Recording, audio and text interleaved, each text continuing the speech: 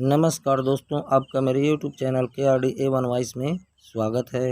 आइए जानते हैं बहुत ही सुंदर कहानी कर्म का भोग कैसे भोगते हैं। एक गांव में एक किसान रहता था। उसके परिवार में उसकी पत्नी और एक लड़का था। कुछ सालों में के बाद पत्नी की मृत्यु हो गई। उस समय लड़के की उम्र 10 साल थी। किसान ने दूसरी शादी कर ली। उस दूसरी पत्नी से भी किसान को एक पुत्र प्राप्त हुआ। किसान की दूसरी पत्नी की भी कुछ समय बाद मृत्यु हो गई। किसान का बड़ा बेटा जो पहली पत्नी से प्राप्त हुआ था, जब शादी के योग्य हुआ तब किसान ने बड़े बेटे की शादी कर दी। फिर किसान की भी कुछ समय बाद मृत्यु हो गई। किसान का छोटा बेटा जो दूसरी पत्नी से प्राप्त हुआ था और पहली पत्नी से प्राप्त बड़ा बेटा दोनों साथ साथ रहते थे। कुछ समय बाद किसान के छोटे लड़के की तबीयत खराब रहने लगी। बड़े भाई ने कुछ आसपास के वैद्यों से इलाज करवाया, पर कोई राहत ना मिली। छोटे भाई की दिन ब दिन तबीयत बिगड़ती जा रही थी और बहुत खर्च भी हो रहा था। एक दिन बड़े भाई ने अपनी पत्नी से सलाह की कि यदि ये छोटा भाई मर जाए तो हमें इसके इलाज के लिए पैसा खर्च ना करना पड़ेगा और जायदाद में आधा हिस्सा भी नहीं देना पड़ेगा।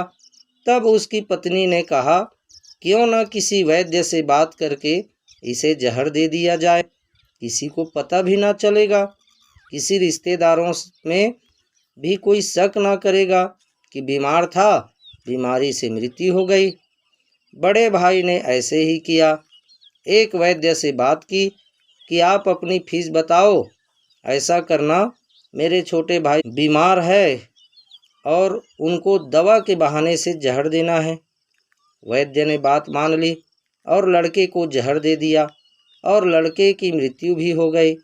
उसके भाई भाभी ने खुशी मनाई कि रास्ते का कांटा निकल गया।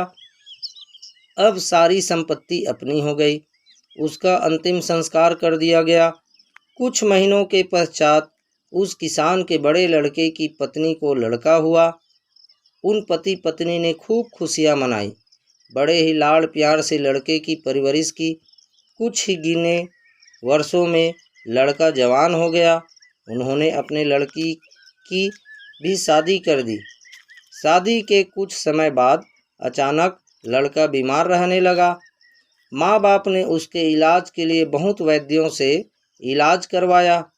जिसने जितना पैसा मांगा दे दिया, सब कुछ दिया ताकि लड़का ठीक हो जाए। अपने लड़के के इलाज में अपनी आधी संपत्ति तक बेच दी, पर लड़का बीमारी के कारण मरने की कगार पर आ गया। शरीर इतना ज़्यादा कमज़ोर हो गया कि अस्थि पिंजर शेष रह गया था। एक दिन लड़के को चारपाई पर लेटा रखा था और उसका पिता साथ में बैठा अपने पुत्र की ये दयनीय हालत देखकर दुखी होकर उसकी ओर देख रहा था। तभी लड़का अपने पिता से बोला कि भाई, अपना सब हिसाब हो गया, बस अब कफन और लकड़ी का हिसाब बाकी है, उसकी तैयारी कर लो। ये सुनकर उसके पिता ने सोचा कि लड़के का दिमाग भी काम नहीं कर रहा है बीमारी के कारण, और बोला, बेटा, मैं तेरा बाप हूँ, भाई नहीं। तब लड़का बोला, मैं आपका वही भाई हूँ जो आपने जहर खिलाकर मरवाया था।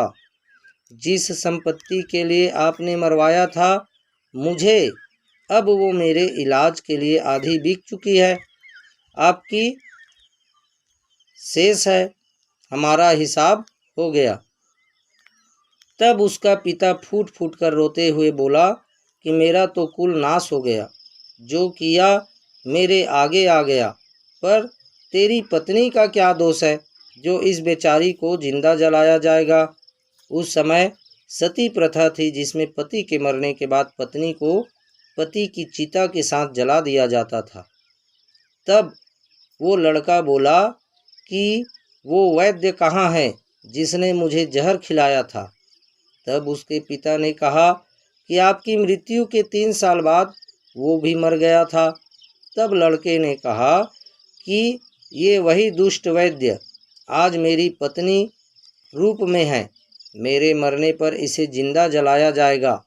हमारा जीवन जो उतार चढ़ाव से भरा है, इसके पीछे हमारे अपने ही कर्म होते हैं। हम जैसा बोएंगे वैसा ही काटना पड़ेगा। कर्म करो तो फल मिलता है, आज नहीं तो कल मिलता है। जितना गहरा अधिक हो कुआं, उतना मीठा जल मिलता है। जीवन के हर कठिन प्रश्न का जीवन से ही हल मिलता है। दोस्तों, मुझे विश्वास है आपको यह सुंदर कथा और जानकारी अच्छी लगी तो लाइक अवश्य करें और शेयर भी करें। इसी प्रकार की सुंदर और अच्छी अच्छी कथा और कहानियों के लिए आप मेरे YouTube चैनल को सब्सक्राइब अवश्य करें। आप हमेशा खुश रहें, मुस्कुराते रहें। जय जय श्री राधे कृष्ण। धन्यवाद।